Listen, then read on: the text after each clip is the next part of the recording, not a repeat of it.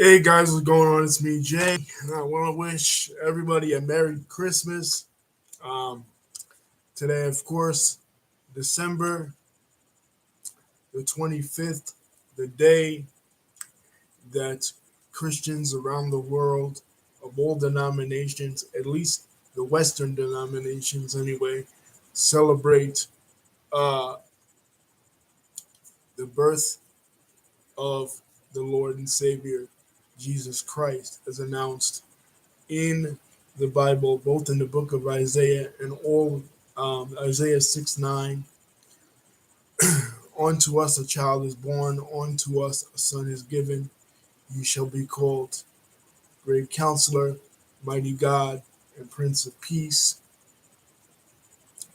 Uh, Emmanuel, God is with us, which is translates in Hebrew too. God is with us. Uh, this is the official uh, restart of the new covenant, the beginning of the New Testament, the new law, as it were. Just as in the old law, the Torah, the first five books of Moses, was given on to the Israelites. Now the covenant is extended to all of the Gentiles, and we the Gentile nations, are brought into a covenant with God. Now, a little bit of history about it. Um, Initially, in the early years of the church, as the church was formulating, the birth of Christ really wasn't a big holiday. It was more so about the death and resurrection, more so about um, the sacrifice um, that Christ brought into the world. So initially, they didn't really keep track of, dates, December 25th or any day.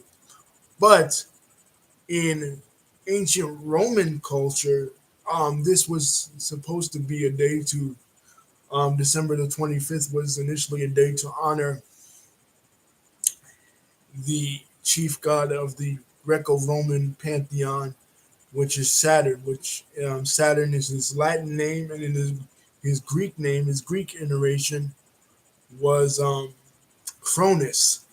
So in the Greco-Roman world of the Mediterranean and other parts of the Roman Empire, they would get together. It was like a carnival day, really. It really didn't, correspond to any major religious thing, but it was a carnival day. Saturn in the Greco-Roman pantheon was the father of time. Not only was he the father of Zeus, as we recall in Hesiod's Theogony, in ancient Greek mythology, it is Zeus who rebels against his father Cronus, and initially it was Cronus who murders his father Uranus, which Uranus, which is meant to symbolize the sky.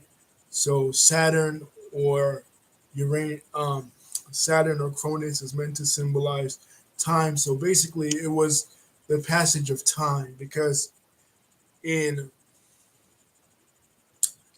the world of the seasons, this is meant to symbolize the beginning of winter or the winter solstice.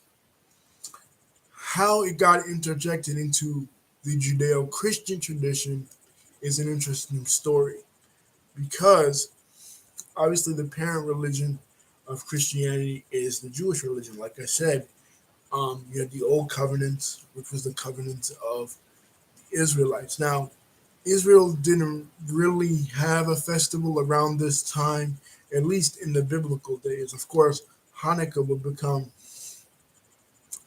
a rabbinical holiday to mark the Hebrew rebellion against um, the Eastern the Eastern Greeks or the Seleucids, the Maccabee family fighting on behalf of the Ptolemies, the Ptolemy ruling dynasty based in Egypt against the Greek Seleucids. and winning some sort of sovereignty for the Hebrew and Jewish people, which and the temple was defiled by Antiochus and then rededicated. They only had one drop of oil to burn the eternal flame, the menorah, but that one little drop of oil lasted for 8 days. That was a rabbinical holiday. But in terms of the Bible itself, they didn't really have anything to mark the beginning of the winter months. But they did have a festival on um, March the 25th, which, according to some Jewish scholars, was believed to be the birthday of all the biblical prophets. So, so the early church fathers conceptualized that if Christ was conceived on, I mean, the conception day of all the Hebrew prophets. So if Christ was conceived on March the 25th, then his birth 9 months later would have to have been December 25th. So during the time that the church was beginning to be established, in order to attract more of a larger following from among the Greco-Roman pagan people, they just replaced Saturnalia, their already established festival, with that of December the 25th. Because again, they didn't know when exactly uh, the exact day of Christ's birth, nor did they keep track of that sort of thing in the Jewish religion. And if it were by the Jewish religion and tradition, the day would have varied because, again, Jewish people, much like Muslims, use a lunar calendar rather than a solar calendar, which dates back to the times of ancient Egypt. Now, which later the Greeks adopted, and later the Romans, after the Greeks, also adopted, and it was incorporated into Christianity. So by use of the solar calendar, it would be the 25th, but the lunar calendar, it wouldn't. So it was a transition. Now, and the church found this acceptable because they did this with other pagan traditions like Samhain, the Celtic festival honoring uh, the dead. They made into All Saints Day, which eventually became All Hallows Eve, which eventually became Halloween. So the church was known for doing this. They would incorporate pagan symbols and pagan holidays and Christianize them and give them a new Christianized spin. So they made December the 25th the feast day of the Nativity, and January the 6th, the feast day of the Epiphany. So it'll be like a 12-day festival from this one, starting at the 25th, ending at January the 6th. And the Epiphany, of course, is meant to symbolize the official coming in of the Gentiles. Gentile nations like Babylon, like Ethiopia, for example, the three wise men coming to give Christ the gold, frankincense, and the myrrh, the gifts, and that's the origin of gift giving in Christmas. So the church makes this official. Obviously, when Constantine becomes a Christian, and then in 336, December 25th, 336 is the first official celebration of the festival of Christmas. And in the English speaking world, in the English language, the word Christ Mass, the Mass of Christ, becomes the word for Christmas. In Spanish and other Latin descended languages, it still maintains its originality, Feast Day of the Nativity or Navidad. Uh, but fast forward then to the 1600s. During the 1600s, there was, of course, the Protestant Reformation. Martin Luther posting the 90 the 99 theses, 95 theses on the church in Germany, rebelling against the Catholic Church, establishing a different sort of brand of Christianity, independent from that of Catholics, wanted to do away with all these Catholic celebrations, which they believed were rooted in paganism. So they did away in Lutheranism, Lutheranism with Catholic celebrations, Christmas included. And of course, England followed suit even more militantly with the Pilgrims. We talked about on this channel with the Pilgrim Rebellion against Charles I. And then Oliver Cromwell takes the crown and abolishes the monarchy in the 640s. And he actually bans Christmas because Christmas over time had acquired a sort of negative connotation with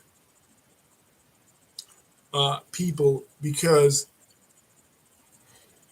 it was a lot of troublemaking, a lot of crazy stuff. You know, they had stuff carried over, especially in England, stuff carried over from the Saturnalia festival of the pagans or the pagan Germanic or pagan Celtic celebrations over into Christmas, and they would do crazy stuff like allow donkeys into the church or allow um, the burning of shoes rather than the burning of incense. There was a thing where people would go around knocking on doors asking about, do you have a fig pie? Do you have a fig pie? And then they put a bean inside of the pie. And then whoever got this bean out of the pie would become the king, uh, the king of the bean or the king of the festival. We see certain things like this in the cartoon Hunchback of Notre Dame, where he has the carnival and he has the festival. So Christmas became an outlaw festival, something that Protestants who were trying to move away from Catholicism would be ashamed of, and the Pilgrims and the Congregationalists and the Quakers and the Calvinists that took over during Oliver Cromwell's time were rather ashamed of this. So the early colonists that established colonies here in places like Massachusetts and places like New England, Rhode Island, for example, they didn't allow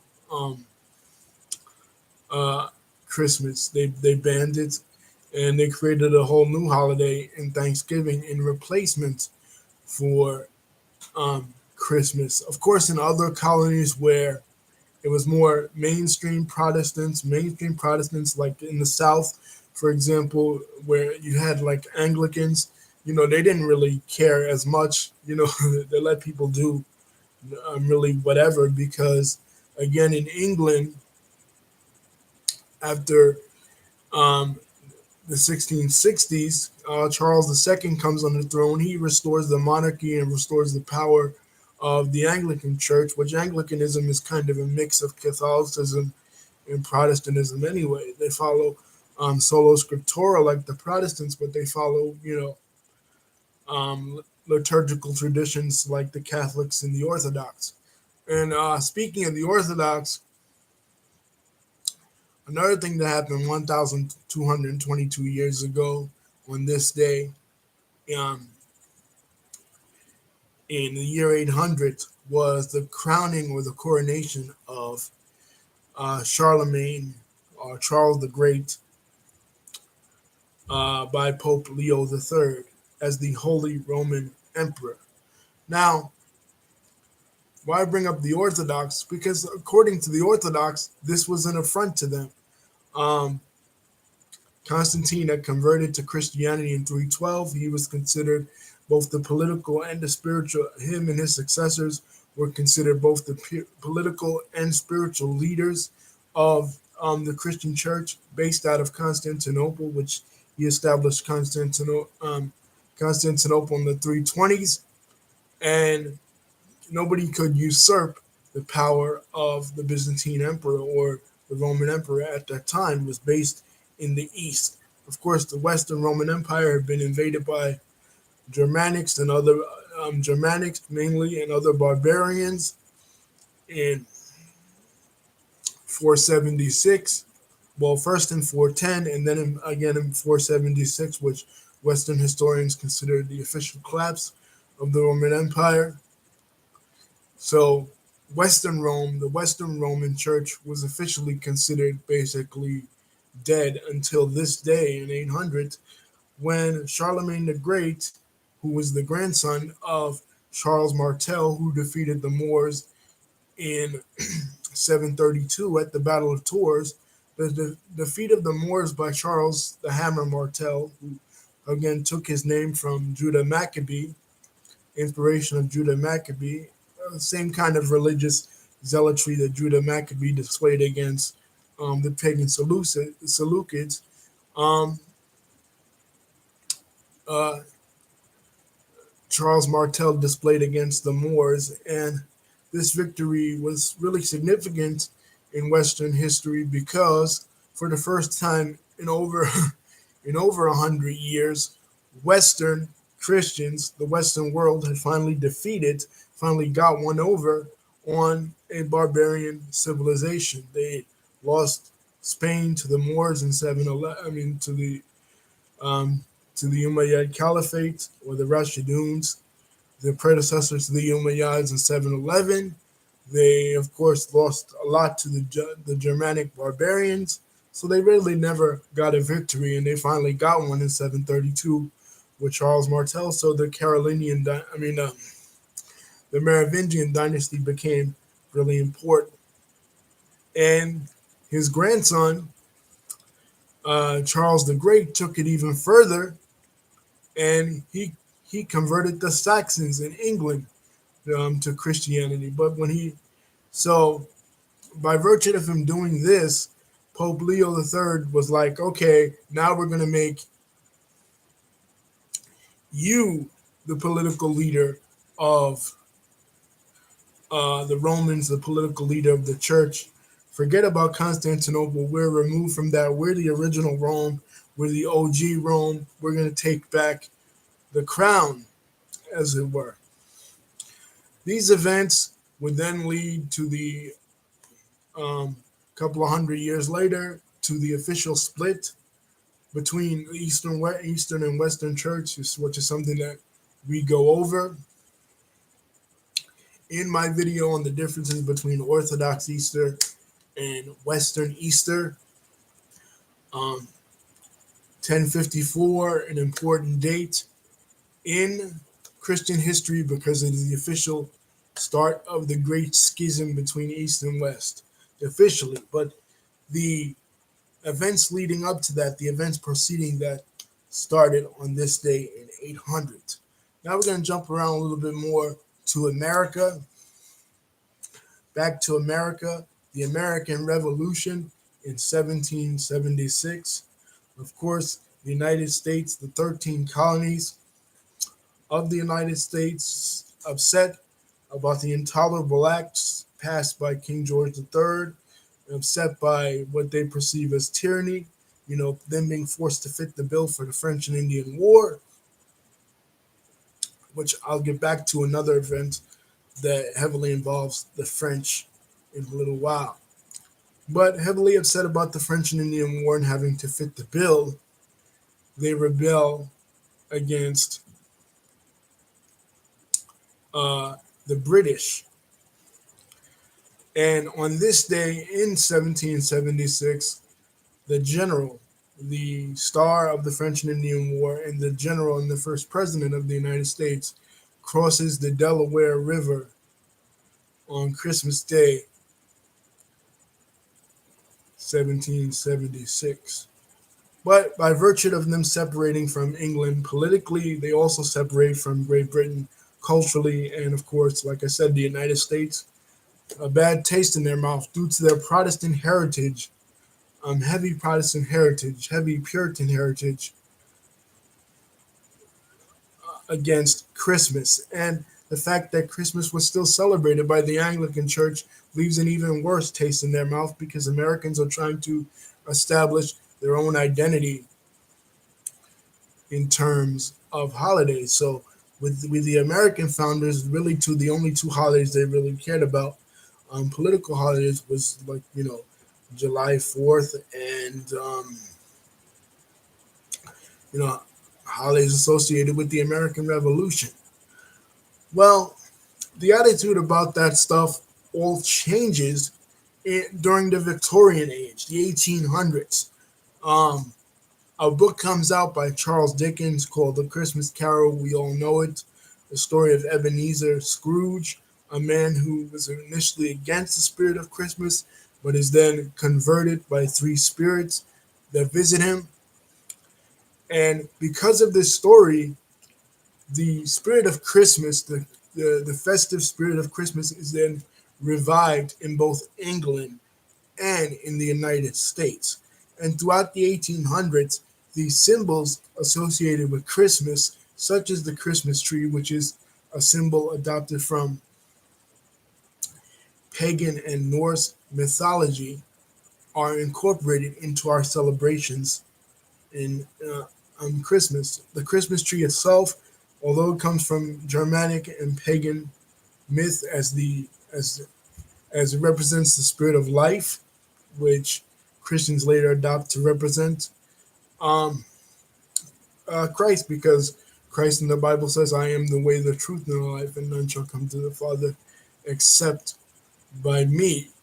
So the Christmas tree is meant to symbolize him, because just as the tree itself won't die, he himself overcame death, hell, and the grave. So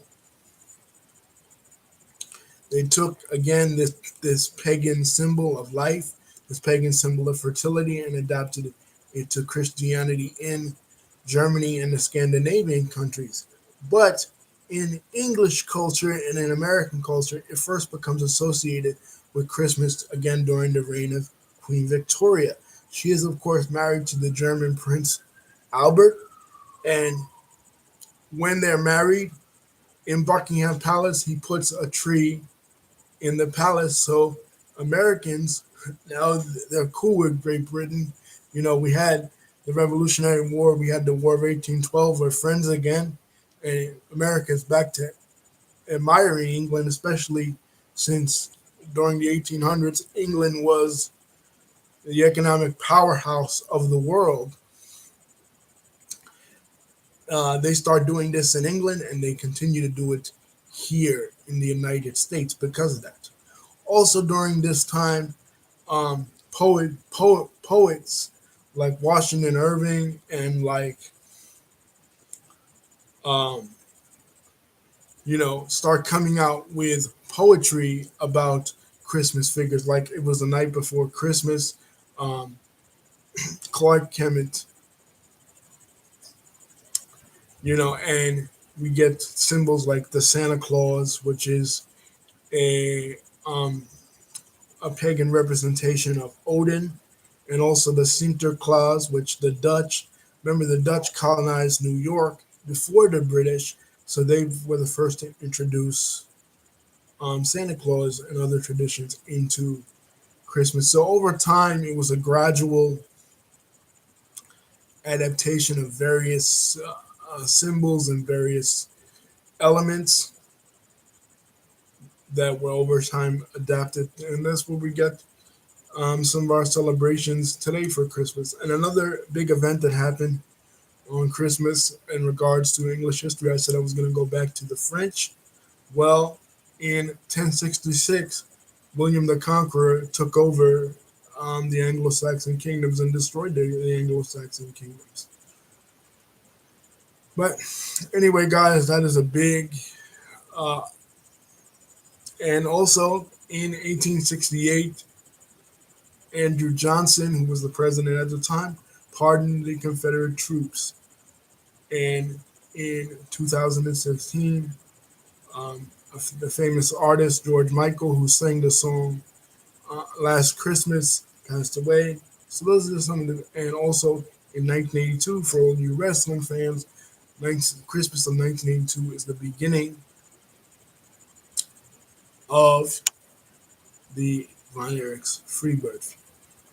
So there's just little things about little concise history about Christmas and some of its symbols.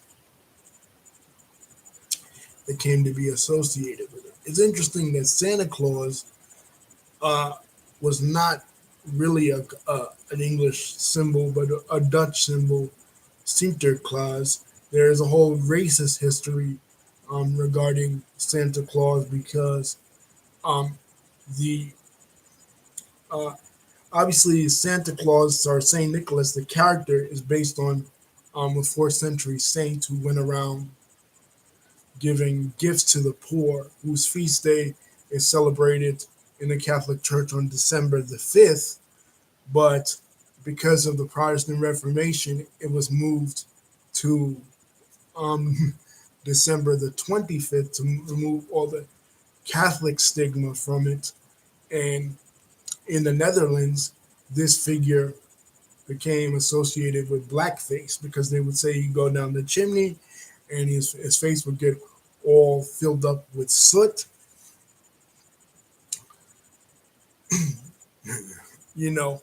But as the Dutch settlers came here, they adopted it into something else. And then Washington Irving puts it in his play about the history of New York, and it becomes associated with reindeers and some of the imagery that Thomas Nast, who's later the artist for it, um, puts into into it. You know what I mean? He puts like pictures of Odin, pictures of old Norse deities and stuff. So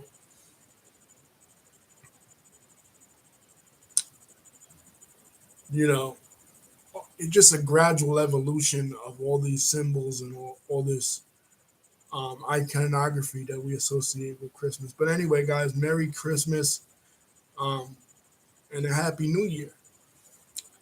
But remember that despite all the technicalities, the spirit of Christmas and the reason for Christmas is the birth of Jesus. You're going to sit here and say, well, he wasn't really born on December the 25th. But again, uh, we don't really know when he was born, so this is when we celebrate it. If you had say your birthday was uh, July the 19th, right? And we celebrated it on that Monday. Is that going to really take away from us celebrating your birthday just because it wasn't the exact date? No. You know, the spirit of your birthday and the spirit of the celebration of your birthday and what Christ represents to Christians and really to really all Western religions and to the world is still there. You know, so anyway, guys, love you. Merry Christmas.